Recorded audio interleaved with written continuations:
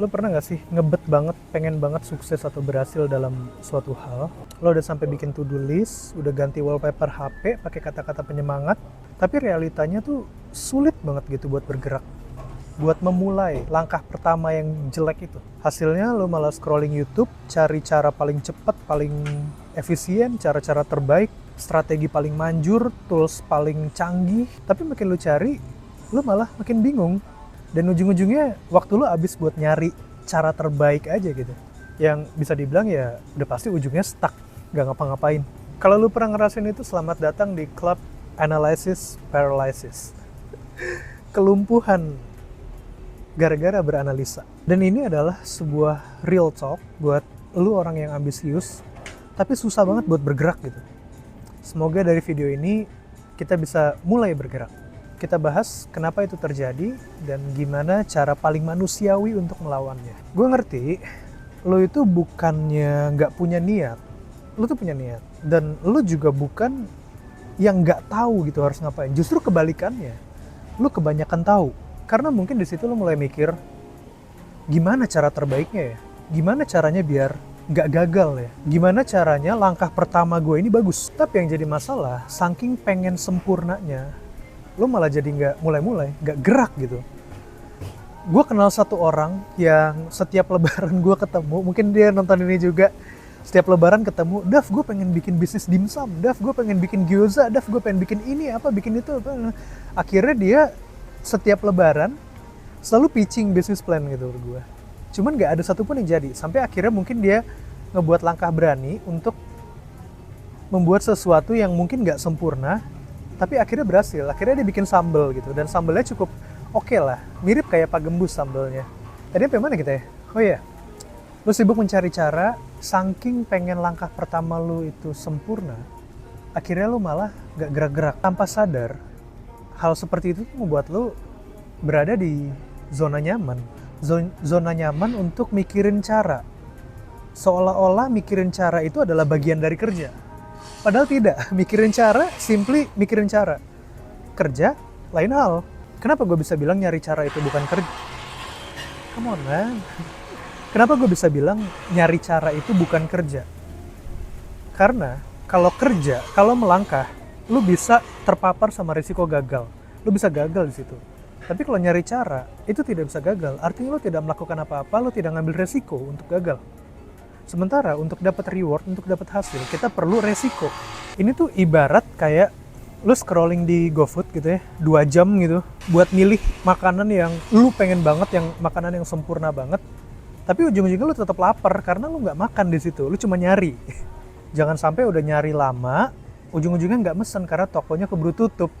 Semoga lu ngerti analogi itu ya. Nah, kenapa kita bisa kayak gitu? Jawabannya simpel sih. Karena kita menaruh ekspektasi yang tinggi banget sama diri kita sendiri. Lo punya ekspektasi yang tinggi terhadap diri lo sendiri. Lo mungkin pengen langsung bagus gitu. Pengen bikin bisnis yang viral di hari pertama gitu. Lo pengen bikin konten yang langsung FYP gitu pertama kali. Padahal realitanya momen bagus itu datang dari ratusan momen yang jelek sebelumnya gitu. Quantity over quality. Ini orang kadang sering salah kaprah ya, bahwa quantity sama quality itu nggak bersinggungan gitu, nggak berhubungan. Padahal berhubungan banget. Makin sering lo melakukan sesuatu yang jelek secara kuantitas, makin banyak juga pembelajaran dan pengalaman yang lo alami.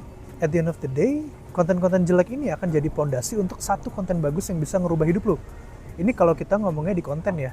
Ini bisa apply juga di segala-gala hal.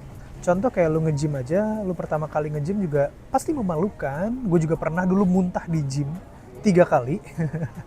But ya udah, karena hanya itulah cara satu-satunya untuk kita bisa improve.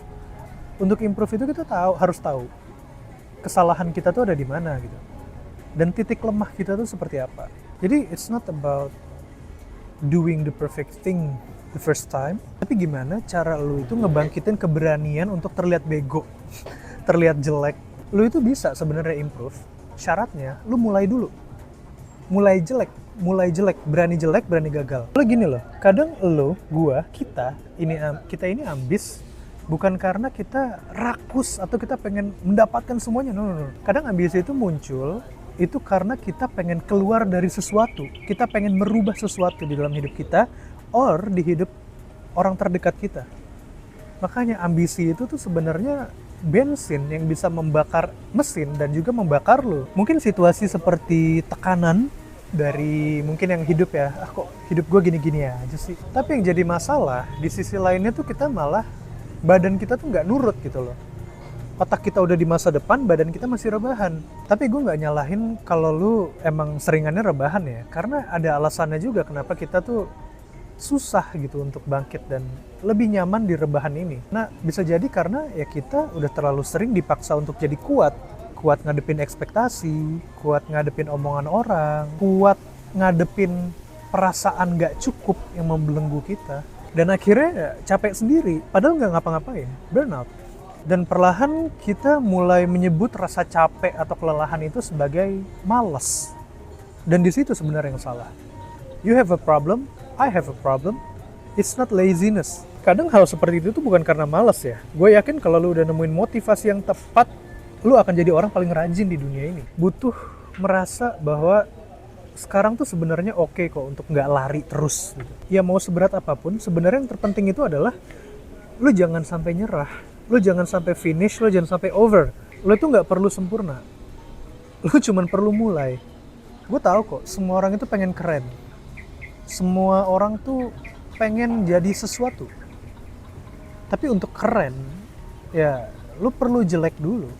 Semua content creator yang lo lihat ya, influencer yang lo lihat, konten pertamanya tuh pasti cringe, pasti jelek. Semua pebisnis yang ada di dunia ini, bisnis pertamanya itu pasti jelek.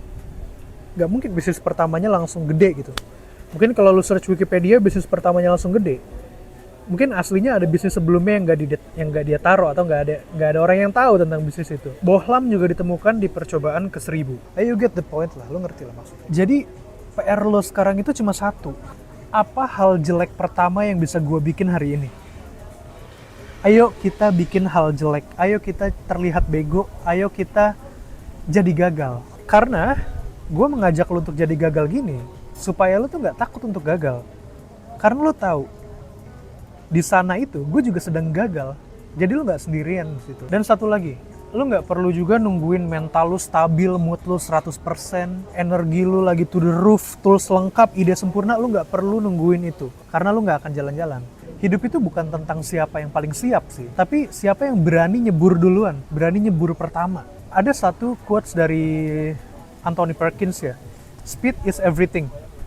Ketika kompetitor lagi bersiap-siap untuk mencoba sesuatu hal yang baru, gue udah gagal untuk ketiga kalinya. Speed is everything. Jadi lu boleh ambis, lu boleh punya rencana dan mimpi yang gede, tapi ingat, mulailah dengan jelek, mulailah dengan kegagalan, bukan mulai dengan keberhasilan, mulai dengan kegagalan. Karena kalau cuma diem mikirin A sampai Z rencananya gimana, itu bukan kerja. Again, itu cuma nyari GoFood doang, bukan makan. Tapi gue berharap satu langkah jelek lo hari ini bisa jadi awal sesuatu yang keren, yang indah, dan sesuatu yang lo pengen.